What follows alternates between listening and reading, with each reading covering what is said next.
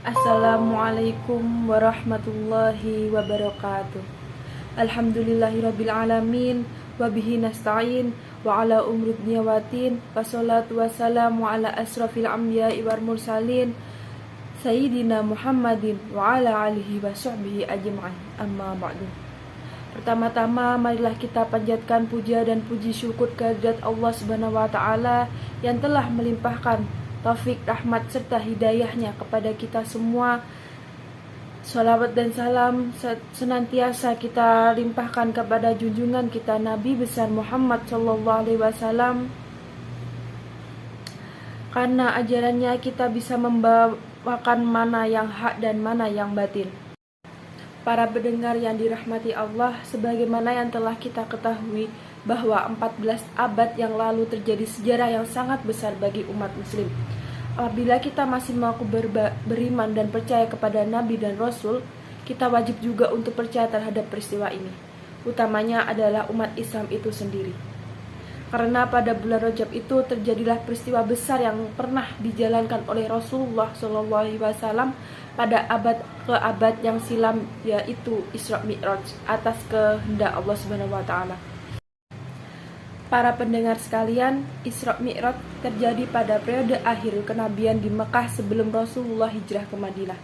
Menurut Al-Madudin dan mayoritas ulama, Isra Mi'raj terjadi pada tahun pertama sebelum Hijriah, yaitu antara tahun 620 sampai 621 Masehi.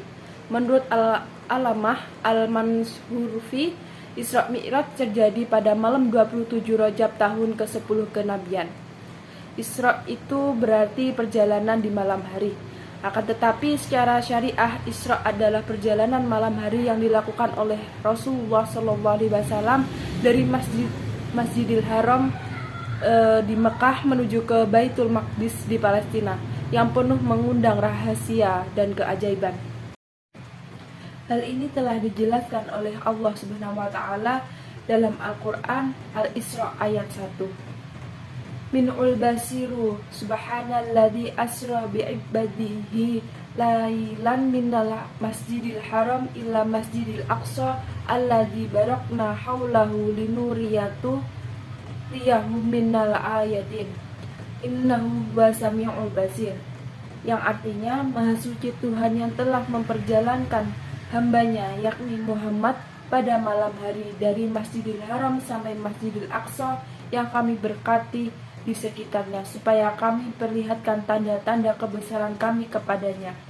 Sesungguhnya Allah Maha mendengar dan Maha melihat. Sedangkan Mi'raj yaitu jenjang naik.